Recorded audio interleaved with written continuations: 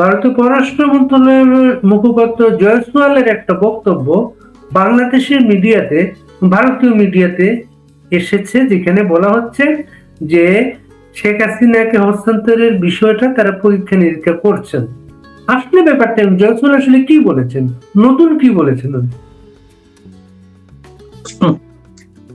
বাংলাদেশের মিডিয়াতে যা বেরিয়েছে তা ভারতের মিডিয়াতে বেরোয়নি। বাংলাদেশের মিডিয়ারা বেশি শিক্ষিত, সেই জন্য ভারতের মিডিয়ারা অতটা নয়।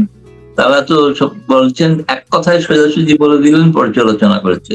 গোটা উত্তরটা, ট্রান্সক্রিপ্টটা পররাষ্ট্র মন্ত্রণালয়ের মুখপাত্রের ওয়েবসাইটে দেওয়া আছে। কেমন সেই বক্তব্যটা নভেম্বর মাসে ইউনূস যখন ছিলেন তখন তার যে উত্তর ছিল তার সঙ্গে কতটা পার্থক্য, এটা একটু বিচার করে কেউ যদি দেখে তো ভালো হয়। এখন হেডলাইন করার জন্য পর্যালোচনা করা হচ্ছে, ভারত যেন এই প্রথম পর্যালোচনা করছে। পর্যালোচনা তো প্রথম দিন থেকেই করছে, যেদিন থেকেই বাংলাদেশ বলছে, ইন্টারিম সরকারই হোক আর নির্বাচিত সরকারই হোক। প্রথম কথা হচ্ছে যেটাতে বলা আছে যে ভারত সরকার তার আইনি এবং বিচার বিষয়টি নিয়ে খোদ পর্যালোচনা করে দেখছে। তার মানে তো এই আমরা বুঝছি, তো ভারতীয়রা বুঝেছি বিচারটা সঠিক হয়েছিল কিনা এটাও পর্যালোচনার মধ্যে আছে। বিচারটা যেটা করা হয়েছিল সেটাই যে সঠিক তা তো নয়, সেটা তো বলেননি উনি। বিচারটা সঠিক শাস্তি হয়েছিল, বাকি হয়ে ঠিক হয়েছে এরকম বলেছেন? বলেননি তো। উনি বলেছেন পর্যালোচনা করা হচ্ছে, বিচারটাও পর্যালোচনা হচ্ছে। বিচারের পর্যালোচনাটা তো সম্পর্কে অতীতে ভারত সরকার একটা বিরাট একটা বিবৃতি আকারে, মানে খুব ব্যাকগ্রাউন্ড অফ দ্য রেকর্ড, সেখানে পরিষ্কার বলা ছিল যে কি রাইটার মনে বিরক্ত করে, রাইটার ট্রাইব্যুনালটা সঠিকভাবে গৃহীত হয়নি। যে আদালত যে আইনের দ্বারা তৈরি হয়েছে সে আইনের দ্বারা তৈরি করাটাও সঠিক হয়নি। যে ক্যাবিনেটের সিদ্ধান্ত হয়েছিল সে ক্যাবিনেট সিদ্ধান্তটা ওটা সঠিক হয়নি। যারা বিচারপতি নিয়োগ হয়েছে তাদের বিচারপতি নিয়োগ হওয়ার, নিযুক্ত হওয়ার যোগ্যতা নেই। আইনও যারা অপরাধী তাকে কোনো সুযোগ দেওয়া হয়নি তা আত্মপক্ষ সমর্থন। এটাই পর্যালোচনার বিষয়। তো কি মুশকিল, তার থেকে তো সরে এসছে ভারত সরকার। আমরা ভারতীয়রা জানি সরে এসছেন কিন্তু বর্তমানে যারা সরকারে আছেন টেলিভিশন অনুষ্ঠানে দেখলাম এটা নাকি ভারতীয় মিডিয়া তো গুরুত্ব দিয়ে প্রকাশ করা হয়েছে। ভারতীয় মিডিয়া বলতে আমি তো ভারতীয় দিল্লিতে থাকি, আমি দিল্লিতে একটি কাগজে দুয়ের পাতায় দেখেছি, হিন্দুস্তান টাইমসে। আমি টাইমস অফ ইন্ডিয়ায় দেখিনি, ইন্ডিয়ান এক্সপ্রেস দেখিনি, হিন্দুতেও ছাপা হয়। ভীষণ গুরুত্ব দিয়েছে তারা। কারণ তারা গুরুত্ব এই কারণে দেয়নি, সেটা হচ্ছে এর মধ্যে খবরই নেই। কে ছেপেছিল? যিনি প্রশ্ন করেছিলেন যে কাগজের, হিন্দুস্তান টাইমসে তিনি প্রশ্নটা করেছিলেন, ফলে তিনি ছেপেছিলেন। এবং তিনি একটা লাইন উল্লেখ করেও ছিলেন যে হ্যাঁ এটা আগের থেকে স্লাইট একটু চেঞ্জ বলে মনে হচ্ছে স্ট্যান্ডের। পরে তাকে বোঝানো হয়েছে কোনো স্ট্যান্ডের চেঞ্জ কিছু নেই, একই স্ট্যান্ড। আমি যেটা বলছি সেটা যদি ভুল হয় তাহলে কেউ ব্যাখ্যা দিতে পারে। আমি বলছি আইনি দিক, বিচার বিভাগীয় দিকটা পর্যালোচনা করা হচ্ছে এবং তার সঙ্গে যুক্ত করা আছে কি সকল পক্ষের সঙ্গে আলোচনা করে সিদ্ধান্ত হবে। সকল পক্ষ বলতে আওয়ামী লীগ একটা পক্ষ, সেটা তো পক্ষ নয়। আওয়ামী লীগ ছাড়া আলোচনা হবে এরকম তো কোনো ব্যাপার নয়। ভারত সরকার সেদিন অনেকভাবে বলেও দিয়েছেন যে ভারত সরকারের আওয়ামী লীগ সম্পর্কে নীতির কোনো পরিবর্তন হয়নি। তারা মনে করেন ইনক্লুসিভ সোসাইটি হওয়া উচিত, ইনক্লুসিভ রাজনীতি হওয়া উচিত, চেষ্টা করছেন। এখন তো একরকম সরকার মানেননি, কিন্তু এটা তারা বুঝেছেন, যেটা আমি জানি না, আমি বলেছিলাম হয়তো কিনা জানি না তোমার শোতে। সেটা হচ্ছে যে যেদিন ফজলুর রহমানরা এসেছিলেন, তারা যে সকালবেলায় দিল্লির সম্পাদকদের সঙ্গে মিলিত হয়েছিলেন, যার সেই সম্পাদকদের মিলিত হওয়ার ট্রান্সক্রিপ্ট আমি বাংলাদেশের মিশন থেকে পেয়েছিলাম। সেখানে কিন্তু বলা আছে যে তারা বলেছেন যে শেখ হাসিনার প্রত্যাবর্তনের বিষয়টা তারা উঠিয়ে গোটাবেন, কিন্তু এটা জন্য দ্বিপাক্ষিক সম্পর্কটা আটকে থাকবে তা নয়। কারণ তাদের তাগিদ আছে না। যদি ভালো করে যদি ভেবে দেখো, বাংলাদেশ ভারত সরকারের আমন্ত্রণে তারা আসেন, তারা চেয়েছিলেন আসছে, ভারত সৌজন্যতা দেখে তাদের স্টপ ওভার ভিজিটে তাদের জায়গা দিয়েছিলেন। তারা এসে তাদের কত জল করেছে, সত্যি সত্যি তো অপ্রয়োজনীয় কারণে আসেননি, প্রয়োজন ছিল বলে এসেছেন। জ্বালানি সংকট, বিদ্যুৎ সংকট, সারের সংকট, এবং ব্যবসায়িক সংকট এবং ভিসা সংক্রান্ত সংকট। সেই বিষয়গুলোকে বাংলাদেশের মানুষকে অনেক বেশি বিরক্ত করে তুলছে। কেউ কেউ এরকম ধারণা করছে, আরে শেখ হাসিনা থাকার সময় তো এগুলো সংকটগুলো ছিলই না, এরা তারপরে সংকটগুলো তৈরি হয়েছে। পাছে মানুষের মধ্যে এই ধারণাটা আরো দৃঢ়ভাবে করে গেড়ে ওঠে, তার জন্য তাড়াতাড়ি বলছে একটু মেডিকেল ভিসাটা তাড়াতাড়ি করে দিন। সে তাড়াতাড়ি মেডিকেল ভিসা নিয়ে এনসিপির নেতাই চলে গেলেন তার বাবাকে নিয়ে। সেজন্য তাদের নাকি স্লোগান ছিল, কি স্লোগান ছিল? দিল্লি নয় ঢাকা ঢাকা, দিল্লি নয় ঢাকা ঢাকা। আর তুমি এটা তো জানো যে গত দুদিন ধরে বাংলাদেশ হাই কমিশনে এখানে পাবনা এবং টাঙ্গাইল শাড়ির এক্সিবিশন চলছে। এখানে একটি কাগজ হেডলাইন করেছে যে আমরা ভারতীয়রা শাড়ি পরাই না, আমরা শাড়ির প্রদর্শনী করি, আমরা শিল্পীর মর্যাদা দিতে যাই। বাংলাদেশে তো আমরা ভারতীয় শাড়ি পরাতে দেখেছি না বড় বড় নেতাদের। আমরা শাড়ির প্রদর্শনীতে বিশ্বাসী, শাড়ি জ্বালাতে বিশ্বাসী। এটা নারীর প্রতি অপমান, শাড়িকে জ্বালানো, সেটাই আমরা বিশ্বাসী। সুতরাং এই ঘটনাগুলো ঘটছে তো এখন, খুব চমৎকার এক্সিবিশন হচ্ছে। আমি এটা বলি, চমৎকার এক্সিবিশন হচ্ছে। এবং তুমি বিশ্বাস করবে না, আমি গতকাল গিয়েছিলাম শাড়ি দেখতে, আমি পুরুষেরও শাড়ি দেখতে গিয়েছিলাম। প্রথম দিনে আমন্ত্রণে সব মহিলাদের আমন্ত্রিত ছিল বলে আমাদের জায়গা ছিল না পুরুষ হিসেবে। পরের দিন গিয়েছিলাম সকলের জন্য, শাড়ি অধিকাংশ বিক্রি হয়ে গেছে। বাংলাদেশের জামদানিও ছিল কিছু, আর টাঙ্গাইল এবং পাবনার সিল্ক হই হই করে ভারতীয়রা কিনেছে। কেউ বাড়িতে কিনে নিয়ে গিয়ে পড়ানোর জন্য কেনেনি, কিন্তু এটা বলার কথা। এবার আমি যেটা মূল প্রসঙ্গে বিষয়টা বলতে চাচ্ছেন, এখানে ভারত সরকারের স্ট্যান্ডের কোনো পরিবর্তন হয়নি না, কোনো স্ট্যান্ডের কোনো পরিবর্তন কিছু নেই। কোন স্ট্যান্ডার্ড তো ভালো করে ওই আপনি এর আগে আমাদের অনুষ্ঠানে বলেছিলেন এই যে আইনগত প্রক্রিয়ার ব্যাপারটা, মানে যে বাংলাদেশ যদি অফিসিয়ালি কোনো অনুরোধ জানায়, তাহলে ভারত সরকার যেটা চায় ওই আদালতের ওই বিচারিক প্রক্রিয়ার সমস্ত ডকুমেন্টস গুলা তাদেরকে দেয়া, তারা এগুলো পরীক্ষা নিরীক্ষা করবেন। এটা ভারতের আদালতেও যেতে পারে, আদালতও এটা করতে পারে। বাংলাদেশ থেকে কি এমন ওই ডকুমেন্টস কি দেয়া হয়েছে, এমন কোনো তথ্য আছে? না, এমন কোনো তথ্য নেই যে কোন ওই তথ্যটা তারা দিতে পারবেন না, দেবেন না। বাংলাদেশের মানুষ কি রায়ের কপি জানেন? দেখেছেন? ওয়েবসাইটে আছে।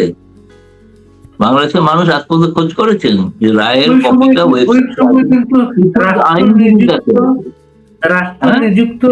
রাষ্ট্র নিযুক্ত শেখ হাসিনার আইনজীবী ওই সময় আদালতে বলেছিলেন, মিডিয়াকে বলেছিলেন, তিনি রায়ের কপি চেয়েছিলেন, তাকে দেয়া হয়নি। কে বাংলাদেশের, আমি তো বলছি যে কোনো নাগরিক, কোনো সাংবাদিক, সম্পাদক, ওই যে একটা বিখ্যাত কাগজ আছে না তোমাদের ওখানে যেটা জমায়েতপন্থী, তো সে সম্পাদক সে রায়টার কপিটা নিয়ে পুরোটা ছেড়ে দিন না,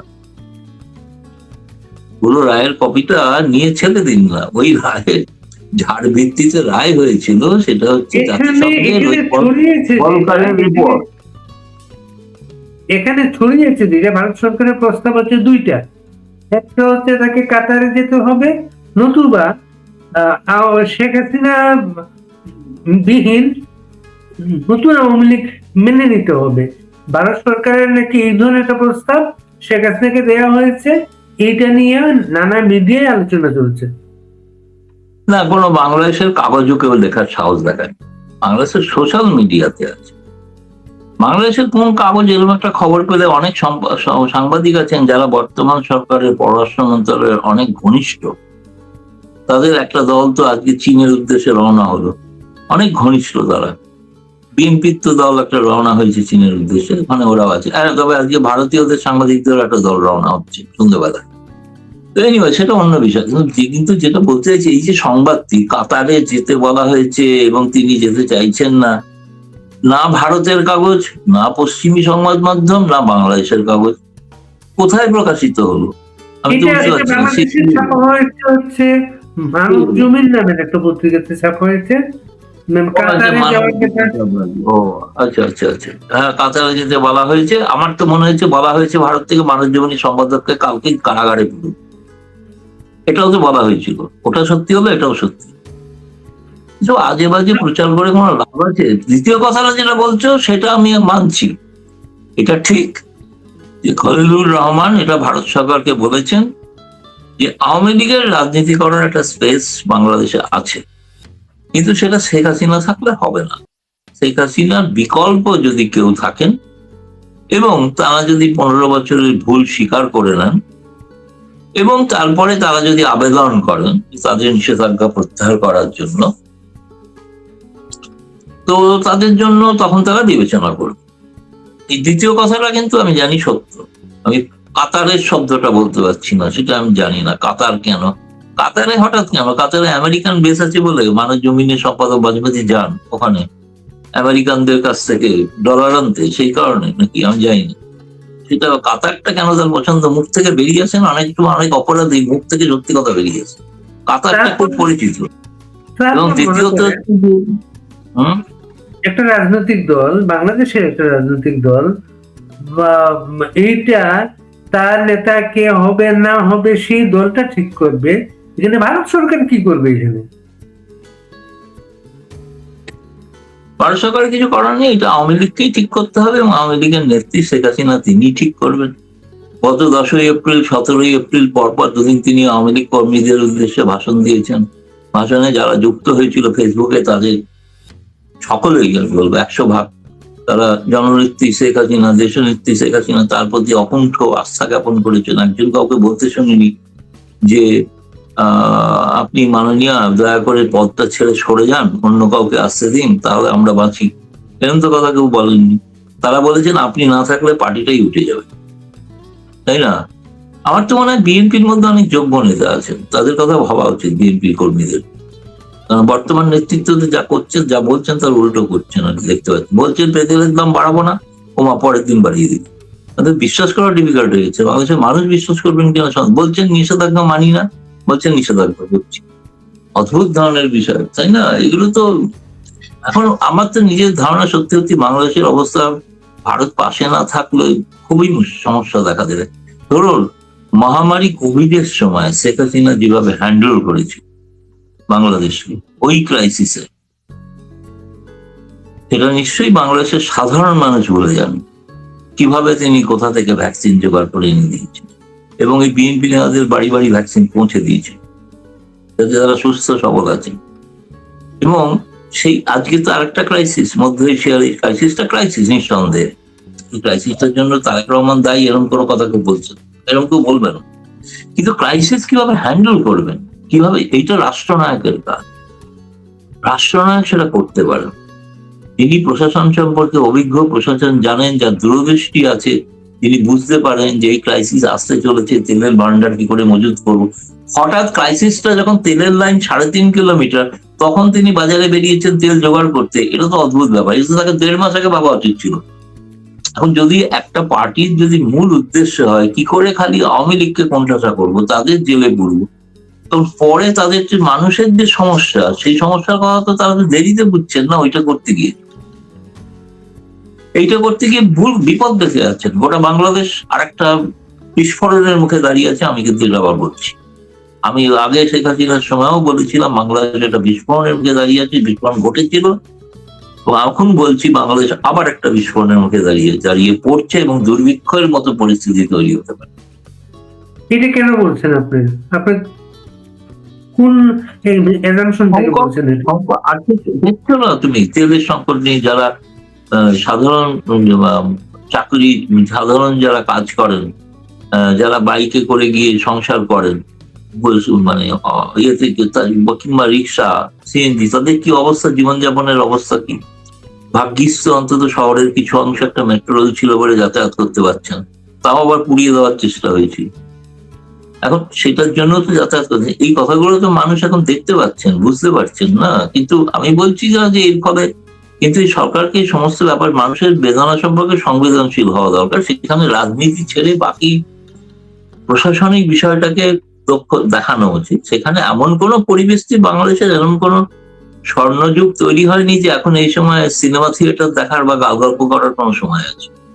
এখন বাংলাদেশের প্রশাসনের প্রয়োজন, প্রশাসকের প্রয়োজন। সিনেমা থিয়েটার দেখে প্রকাশ প্রশংসা করার মতো সময় নয়। এখন সপরিবারে পূর্তি করার সময় নেই বাংলাদেশকে এখন বাঁচাতে হবে, সেটা বড়।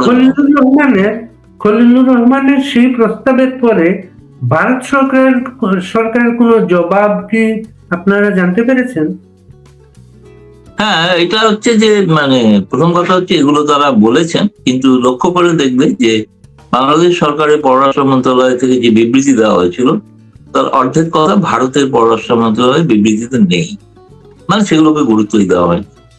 সেই তারা বলেছেন আমরা শেখ হাসিনা, সাদুজ্জামান কামাল, হাদি হত্যাকারী এদের ফেরত চেয়েছি, তো এগুলো আমরা খতিয়ে দেখছি, বিচার করছি, এ কথাটা তো বলেননি তারা সেই বিবৃতিতে।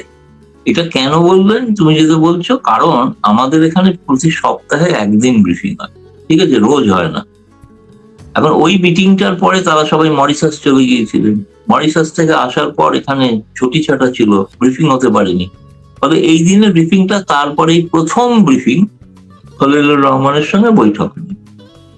ফলে সেই কারণেই প্রশ্নটা উঠেছে, এবং কি মরিশাসে তো খলিলুর রহমান বলেছেন সাংবাদিককে যে ইন্টারভিউ দিতে গিয়ে যে আমরা শেখ হাসিনা প্রত্যাপনের দাবি করেছি, এবং তখন সেই কারণেই প্রশ্নটা পররাষ্ট্র করা, তারা দাবি করেছেন আপনাদের মত কি? মত হচ্ছে যে আমরা করছি, আমরা খতিয়ে দেখছি আইনি এবং বিচার প্রক্রিয়া, মানে যেভাবে বিচার হয়েছিল সেই প্রক্রিয়াটা খতিয়ে দেখছি। কাগজ পাঠিয়েছেন কিনা এটা সত্যি আমি জানি না, এটা আমি আরেকবার খোঁজ নিতে হবে, কিন্তু ওরা দাবি করেছেন, হয়তো দিয়ে থাকতে পারেন, আমার সেটা আমি জানি না সঠিক। ওরাও বলেননি যে আমরা কাগজ দিয়েছি, দাবি জানিয়েছেন, কিন্তু লিখিত দাবি জানিয়েছেন কিনা সেটা বলেননি, কিন্তু সেটা মানে ওই বিবৃতিতেও উল্লেখ করা নেই। ফলে ফারাক আছে, দৃষ্টিভঙ্গির ফারাক আছে, কিন্তু তার মানে কি এই যে ভারত উপেক্ষা করেছে? তা নয়, উপেক্ষা করেনি। ভারত বলেছে সিরিয়াস, ওরা চাইছিলেন ইমিডিয়েটলি কিছু সমাধান হোক। ভারত বলেছে ভারত ও বাংলাদেশের মধ্যে প্রায় 70-এর উপরে বাইল্যাটারাল মেকানিজম আছে, তার মধ্যে যৌথ নদী কমিশন আছে, সীমান্ত সংক্রান্ত আছে, টেরোরিজম সংক্রান্ত আছে। সেই বিষয়ে যে ওয়ার্কিং গ্রুপ গুলো সেগুলো এক এক করে এখন বৈঠক শুরু হবে, সেই বৈঠকে এগুলো নিষ্পত্তি হবে। সেগুলো নিষ্পত্তি হওয়ার পর সদর্থক যদি হয় নিষ্পত্তি, তখন কিছু কিছু চুক্তি আবার নতুন করে স্বাক্ষরিত হতে পারে, গঙ্গা চুক্তি স্বাক্ষরিত হতে পারে। ততদিনের মধ্যে যদি শেষ না হয় তাহলে পুরনো চুক্তি বহাল থাকবে। আর যদি সম্ভব হয় নতুন কোনো সমঝোতায় আসা, সেটা তখন শুরুই হয়নি বৈঠক, ফলে তো কিছু বলা যাবে না যে কোন বিষয়ে বৈঠক শুরু হচ্ছে। তবে পররাষ্ট্র মন্ত্রণালয় ব্রিফিং এটা বলেছেন যে আমরা সিরিয়াসলি চাই বাংলাদেশের সঙ্গে সম্পর্ক রাখতে মানুষের স্বার্থে, এবং আমরা এই যে বাইল্যাটারাল মেকানিজম গুলো আছে এগুলো খুব আশা করছি খুব দ্রুত শীঘ্র শুরু হবে, এটাও বলেছে।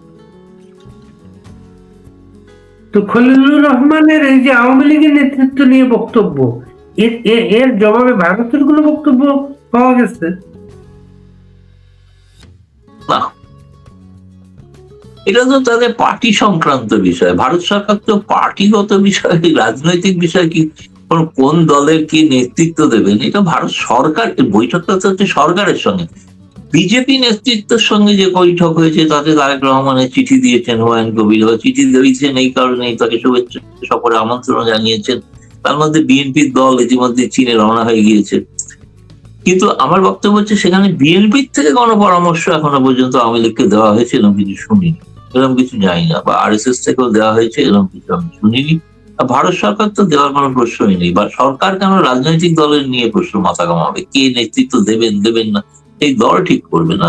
মানে রাজনৈতিক দলগুলো পারস্পরিক আলোচনা করতে পারে, কিন্তু সেটা তো সরকার স্তরে আলোচনা হয় না। আরেকটি বিষয় হয়তো আমার মনে হয় বিষয়টা প্রকাশ্যে আসেনি হয়তো, দুটি জিনিস আছে, দুটি খবরের কথা বলে দিই আর কি। সেটা হচ্ছে, এক নম্বর হচ্ছে ওই খলিলুর রহমান, তুমি শুনেছিলে যে জাতিসংঘে পৌরোহিত্য করার একটা সম্ভাবনা, সুযোগ, যেক্ষেত্রে হয়তো সহায়তা করার ভারতের সহযোগিতা প্রয়োজন, যেটা অ্যাকচুয়ালি হচ্ছে না, কারণ সম্ভবত তার ওই পদে প্রতিযোগিতা করা হবে না, কারণ তিনি দেরি করে ফেলেছেন। ওটাতে তৌহিদ হাসান ছিলেন, তারই হওয়ার কথা ছিল, কিন্তু যে কোনো কারণে তাকে সরিয়ে খলিলুর রহমানকে প্রার্থীপদ যখন করা হয় দেরি হয়ে গেছে বলে আমি শুনেছি। আর দ্বিতীয় হলো যে ভারতে একটি নতুন হাই কমিশনার হাতে নিযুক্ত হতে চলেছেন, তিনি রাজনৈতিক নেতা, তার নাম দীনেশ ত্রিবেদী। তিনি কংগ্রেস থেকে রাজনীতি শুরু করে জনতা দল হয়ে, তৃণমূল কংগ্রেস হয়ে তিনি বিজেপিতে যোগ দিয়েছেন, এবং তিনি কেন্দ্রের রেলমন্ত্রী ছিলেন মনমোহন সিং এর মন্ত্রিসভায়, স্বাস্থ্যমন্ত্রী ছিলেন মনমোহন সিং এর মন্ত্রিসভায়, তৃণমূল কংগ্রেসের সাংসদ হিসেবে তিনি ব্যারাকপুর থেকে প্রতিদ্বন্দ্বিতা করতেন, নির্বাচিত করতেন, কলকাতায় পড়াশোনা করেছেন, গুজরাটি হলো, বাংলা বলেন ঝরঝরে। একটা রাজনৈতিক ব্যক্তিত্ব কখনো বাংলাদেশে নিযুক্ত হয়নি, যেটা হওয়ার কথা আগে শোনা যাচ্ছিল যে রাজনীতিবিদ হবে, আমি বোধহয় আগে বলেও থাকতে পারি যে কোনো কূটনীতিবিদ নয়, রাজনৈতিক ব্যক্তিত্ব। সেটার সিদ্ধান্ত, তার অর্থ কি, কিভাবে বাংলাদেশ সেটা দেখছে, কিভাবে বা কেন করা হলো, খুব ডিটেল এখনো সেই হিসেবে জানি না। যে তাহলে ভারত গোটা বাংলাদেশটাকে এবার রাজনৈতিক দিক থেকে হয়তো দেখতে চাইছে, তার অর্থ কি সেটা ভবিষ্যৎই বলবে। কারণ একজন বাংলা বাংলা জানেন এমন একজন রাজনীতিককে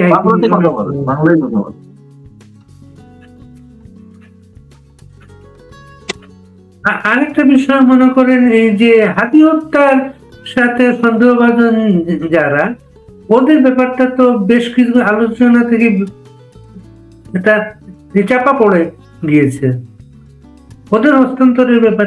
ওই যে বললাম যে এটা তো বাংলাদেশের খলিলুর রহমানরাই বলে গেছেন, ওগুলো থাকবে, বলার জন্য বলা হবে, বাংলাদেশের কাগজে হেডলাইন যাতে হয় তার জন্য বলা হবে। এছাড়া কিন্তু আমাদের যেটা দরকার এই মুহূর্তে সেটা জ্বালানি দরকার, ফার্টিলাইজার দরকার, এটা প্রধান জিনিস। হাতিপাতি হবে, ও আছে, ধীরে সুস্থে হোক না, আদি হাসিনা সব ধীরে সুস্থে হোক, কিন্তু আসলে এইগুলো আসল জরুরি। ব্যবসাটা শুরু হোক, ব্যবসা না হলে তো লোকে না খেতে পেয়ে মারা যাবে।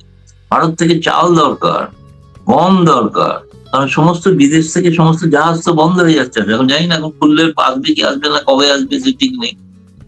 এই মুহূর্তে ভারত নিকটবর্তী জায়গা না, তুমি চীন বা পাকিস্তান থেকে যতই জবরম সেখান থেকে তো আসা অনেক ডিফিকাল্ট, তাই না? ফলে ভারতের থেকে আসু প্রয়োজন, যেটা কি প্রয়োজন, পর্যটন ভিসা কিন্তু নয়, দরকার মেডিকেল ভিসা। আর মেডিকেল ভিসায় এই মুহূর্তে যদি সবার পক্ষে থাইল্যান্ড, সিঙ্গাপুর যাওয়া সম্ভব না, মালয়েশিয়া যাওয়া সম্ভব, ফলে তাদেরকে যেতে হবে কলকাতায় সস্তা হসপিটাল, যেমন এনসিপির নেতা এলেন কলকাতায় অনেক সস্তায় চিকিৎসা করছে। তো সেরকম আর কি কলকাতায় যাওয়া, তার বাকিরা সুযোগ পাক। এনসিপি এত বিরোধিতা করেও তার লোকেরা, বাড়ির আত্মীয়রা সুযোগ পাচ্ছেন, অন্য সাধারণ নাগরিক পাচ্ছেন না, এটা তো একটা প্রশ্ন উঠবেই, স্বাভাবিক। এই কারণে সেটা যাতে দ্রুত করা যায়, এবং ভারত সরকার প্রতিশ্রুতি দিয়েছেন যে হ্যাঁ আমরা মেডিকেল ভিসা, বিজনেস ভিসাটা দেখবো কত তাড়াতাড়ি করা। আমি আগেও বলেছি, আবারও বলছি, পশ্চিমবঙ্গ নির্বাচন শেষ না হলে হয়তো এই বিষয়গুলো শুরু হওয়া একটু অসুবিধা আছে। আর বেশি দিন নেই, 4 মে পশ্চিমবঙ্গের ফলাফল প্রকাশিত হবে, তারপরে একটা সরকার প্রতিষ্ঠিত হবে, যে সরকারই হোক, তারপরে হয়তো বিষয়গুলো স্বাভাবিকভাবে দেখা হতে পারে। পশ্চিমবঙ্গের ইলেকশনে বাংলাদেশ প্রসঙ্গটা কিভাবে আসছে? আসছে কারণ ওটা বিজেপির, ভারতীয় জনতা পার্টির একটা ইস্যু, একটা রাজনৈতিক ইস্যু। তারা ক্রমাগত মনে করেন যে পশ্চিমবঙ্গে যারা আছেন, যে সমস্ত মুসলমান, বেশিরভাগই বাংলাদেশ থেকে আসা অনুপ্রবেশকারী, এরকম একটা ধারণা আছে, সেটা প্রচার করে তারা একটা ধর্মীয় মেরুকরণ করার চেষ্টা করেন। তাতে অনেক জায়গায় ফায়দা হয়। এখন এখানে হবে কি হবে না সেটা 4 তারিখের রেজাল্টই সেটা প্রমাণ। অভিষেক চক্রবর্তীর একটা বক্তব্য ফটোকার্ড হিসেবে সামাজিক যোগাযোগ মাধ্যমে ঘুরছে, যেখানে তিনি শেখ হাসিনাকে কটাক্ষ করে বিজেপির উদ্দেশ্যে বক্তব্য দিয়েছে। না, তুমি বোধহয় অভিষেক বন্দ্যোপাধ্যায়ের কথা বলতে চাইছো।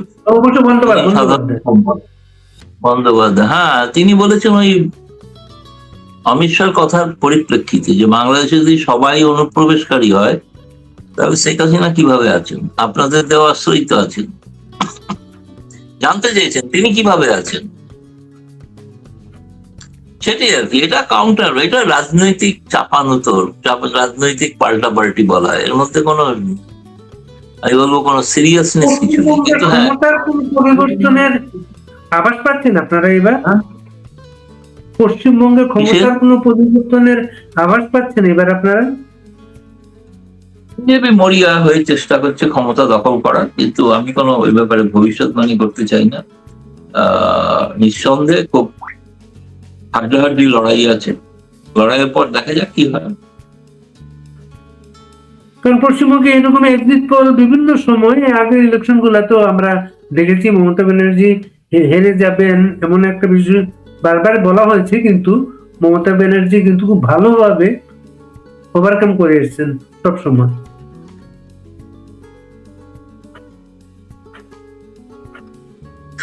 না, এক্সিট পোল তো এখনো পশ্চিমবঙ্গে হয়নি। এক্সিট পোল এখনো হয়নি, কারণ ভোট হলে এক্সিট পোল হয়। ভোট তো হয়নি, হলে দেখা যাবে। 23 এবং 29 দুদিন ভোট আছে, এই ভোটের পর এক্সিট পোল হবে। এই খলিল রহমানের আওয়ামী লীগ সংক্রান্ত বক্তব্যের পরে আওয়ামী লীগ নেতাদের সঙ্গে কি আপনার আলাপ হয়েছে?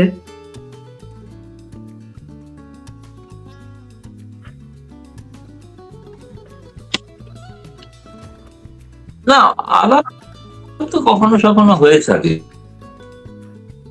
কিন্তু এই বিষয়টাকে ওরা খুব একটা খুব গুরুত্ব দিয়ে দেখছে না মনে হয়। তারা তো বলছেন খুব ভালো প্রস্তাব, কিন্তু শেখ হাসিনা চলে গেলে কি দলটা টিকবে?